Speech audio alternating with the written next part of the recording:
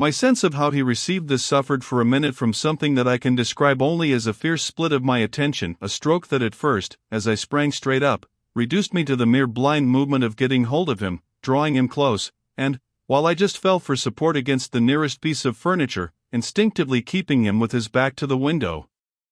The appearance was full upon us that I had already had to deal with here. Peter Quint had come into view like a sentinel before a prison.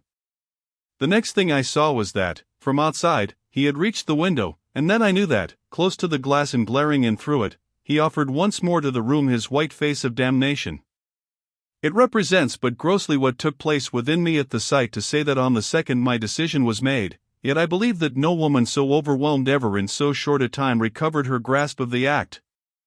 It came to me in the very horror of the immediate presence that the act would be, seeing and facing what I saw and faced, to keep the boy himself unaware. The inspiration, I can call it by no other name, was that I felt how voluntarily, how transcendently, I might. It was like fighting with a demon for a human soul, and when I had fairly so appraised it I saw how the human soul, held out, in the tremor of my hands, at arm's length, had a perfect dew of sweat on a lovely childish forehead. The face that was close to mine was as white as the face against the glass, and out of it presently came a sound, not low nor weak, but as if from much further away, that I drank like a waft of fragrance. Yes, I took it. At this, with a moan of joy, I unfolded, I drew him close, and while I held him to my breast, where I could feel in the sudden fever of his little body the tremendous pulse of his little heart, I kept my eyes on the thing at the window and saw it move and shift its posture.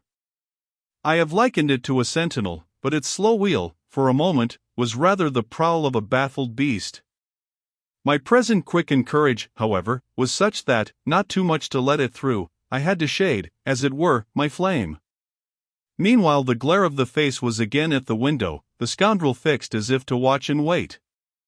It was the very confidence that I might now defy him, as well as the positive certitude, by this time, of the child's unconsciousness, that made me go on. What did you take it for?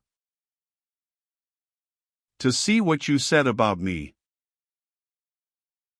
You opened the letter? I opened it.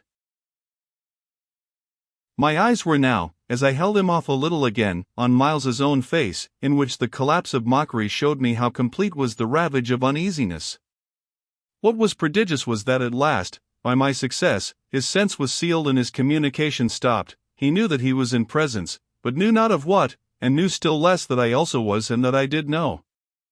And what did this strain of trouble matter when my eyes went back to the window only to see that the air was clear again and, by my personal triumph, the influence quenched? There was nothing there. I felt that the cause was mine and that I should surely get all. And you found nothing.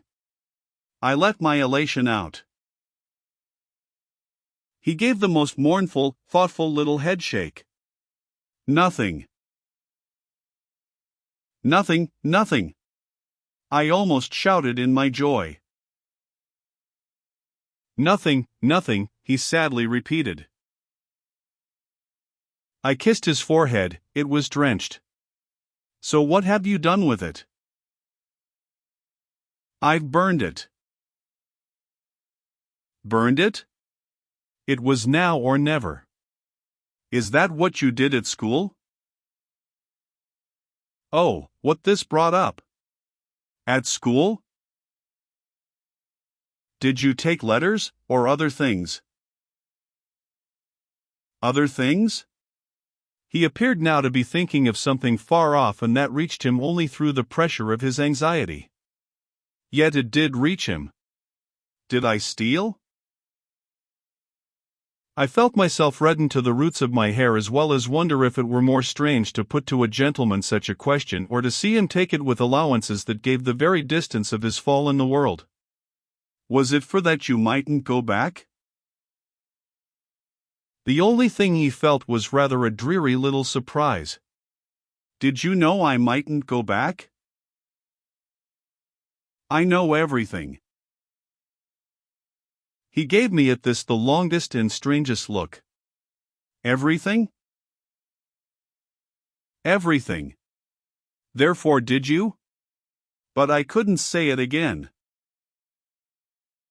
Miles could, very simply. No. I didn't steal. My face must have shown him I believed him utterly, yet my hands, but it was for pure tenderness, shook him as if to ask him why, if it was all for nothing, he had condemned me to months of torment. What then did you do? He looked in vague pain all round the top of the room and drew his breath, 2 or 3 times over, as if with difficulty. He might have been standing at the bottom of the sea and raising his eyes to some faint green twilight. Well, I said things. Only that? They thought it was enough. To turn you out for? Never, truly, had a person turned out shown so little to explain it as this little person. He appeared to weigh my question, but in a manner quite detached and almost helpless. Well, I suppose I oughtn't. But to whom did you say them? He evidently tried to remember, but it dropped, he had lost it. I don't know. He almost smiled at me in the desolation of his surrender, which was indeed practically, by this time, so complete that I ought to have left it there. But I was infatuated, I was blind with victory, though even then the very effect that was to have brought him so much nearer was already that of added separation. Was it to everyone? I asked. No, it was only 2, but he gave a sick little headshake. I don't remember their names.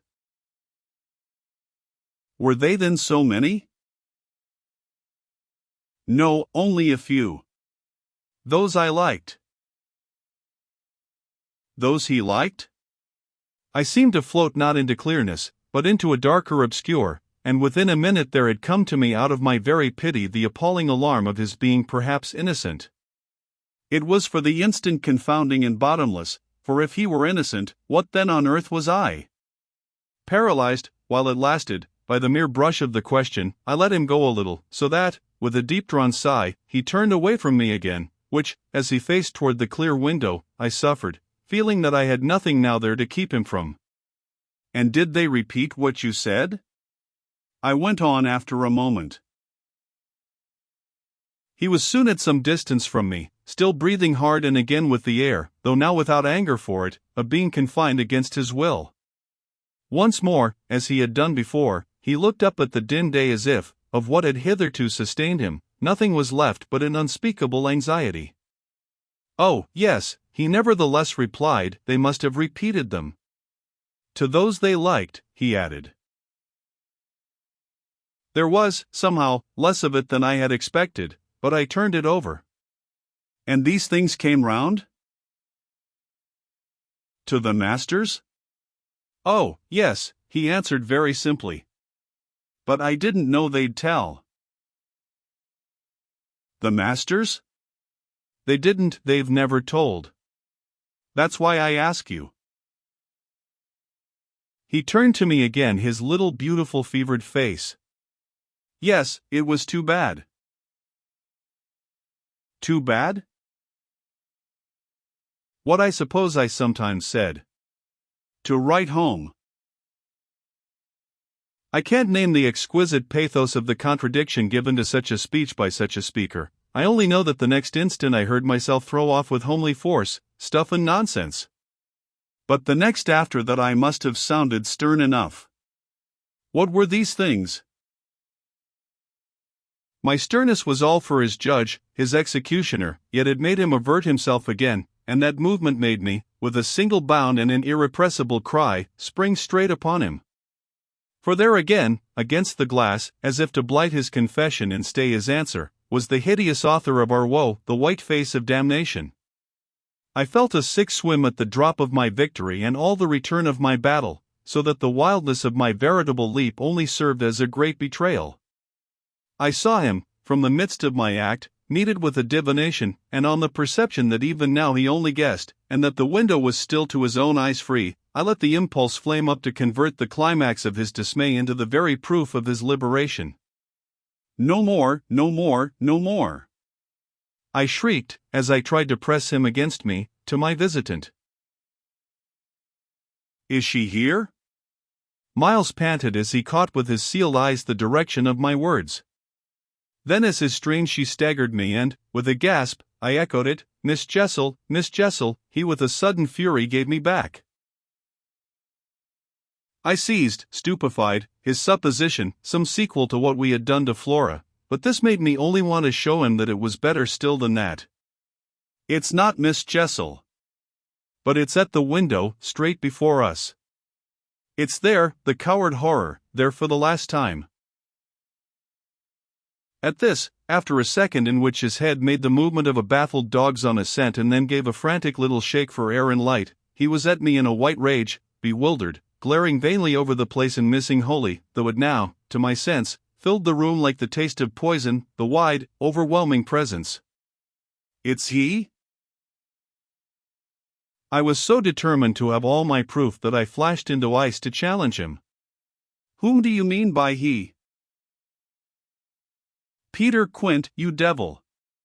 His face gave again, round the room, its convulsed supplication. Where? They are in my ears still, his supreme surrender of the name and his tribute to my devotion. What does he matter now, my own, what will he ever matter? I have you, I launched at the beast, but he has lost you forever. Then, for the demonstration of my work, there, I said to Miles. But he had already jerked straight round, stared, blared again, and seen but the quiet day.